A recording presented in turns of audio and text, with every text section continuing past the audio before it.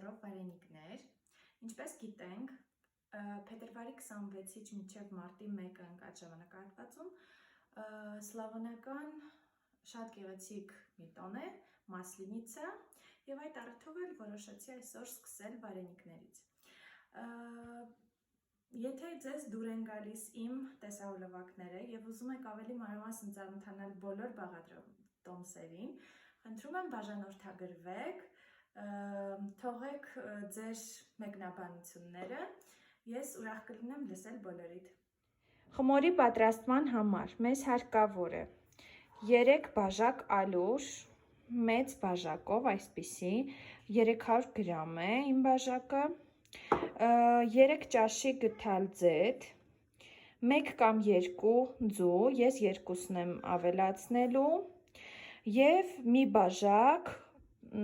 եռացրած տաք ջուր։ Համար մեզ անհրաժեշտ է 1 ձու, 300 գրամ կաթնաշոր և աղենք ավելացնելու ըստ ճաշակի։ Միչուկը լավ խառնում եմ և ցույց կտամ ձեզ վերջնական տեսքը։ Միչուկի վերջնական տեսքը լավ խառնեցի։ Հիմա անցնում եմ խմորի պատրաստմանը։ Ալուրի մեջ մի փոքր փոսիկ եմ անում, ավելացնում եմ ձուն։ Այնուհետև ավելացնում եմ 3 ճաշի գթալ ձեթը և խառնում։ Ենք 1 ճաշի գթալ աղ,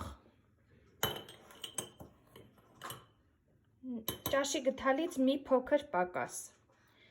և կավելացնենք եռացրած ջուրը։ Ջուրը ավելացնելուց հետո շատ արագ խառնում ենք, որպեսզի խմորը չեփի և հետո կսկսենք հունցել։ Լցնում ենք մի փոքր ալյուր, խմորը նույնպես դնում ենք սեղանին, սկսում ենք հունցել։ Այսպիսի էլաստիկ փափուկ խմոր է ստացվել,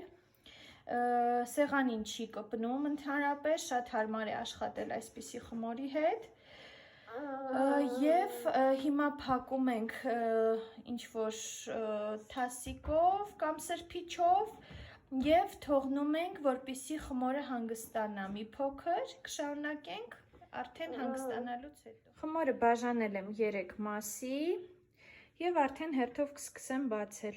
Արդեն բացել եմ, շատ բարակ չենք անում, շատ հաստ էլ պետք չի, այսպիսի հաստություն եք վերցնում,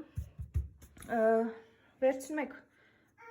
մի քիչ լայն բերանով բաժակ, այսպիսի բաժակ ունեմ ես, և սկսում ենք առանձնացնել խմորը, ուրեմն խմորը շատ հաճելի է, դեռ տաք է և շատ էլաստիկ։ Սկսում ենք առանձնացնել և ցույց կտամ արդեն վերջնական տեսք առանց։ Այսպես առանձնացրեցի, միչուկը կդնեմ ու արդեն ցույց կտամ, թե ոնց եմ ամրացնում իրար։ Ցնում եմ միացինի, մի փոքր ալյուր եմ ավելացնում և արդեն կսկսեմ շարել պատրաստի վարենիքները։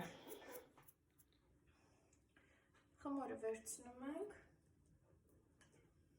ավելացնում ենք կես թեյի գթալ, մի փոքր կեսից շատ կաթնաշորը և փակում ենք։ Լավ կպցնում ենք իրար, որպեսզի չբացվի։ Ես այսպես եմ անում, այսպիսի տեսք է ունենում, շատ գեղեցիկ է լինում։ Ահա, և ամրացրեցի բոլոր վարենիքները։ Այսպիսի տեսք ունեն և հիմա արդեն կանցնենք բուն պատրաստման։ Դնում ենք գազօջախին, հենց սկսում է եռալ, աղ ենք ավելացնում ըստ ճաշակի, ավելացնելուց հետո հերթով մեր վարենիքները դնում ենք ջրի մեջ։ Ավելացրեցի բոլորը,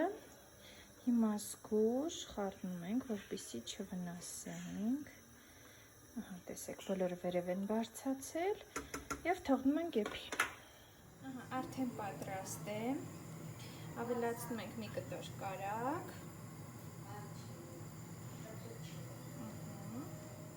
ահա և վերջնական տեսքը, բոլորիս բարի ախորժակ։